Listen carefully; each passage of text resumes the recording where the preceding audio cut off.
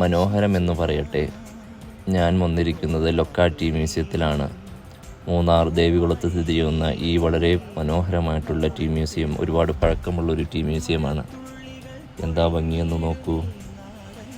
Arabs, Europeans, Americans, Indians ഒരുപാട് visitors ഇവിടെ നമുക്ക് കാണാൻ സാധിക്കും.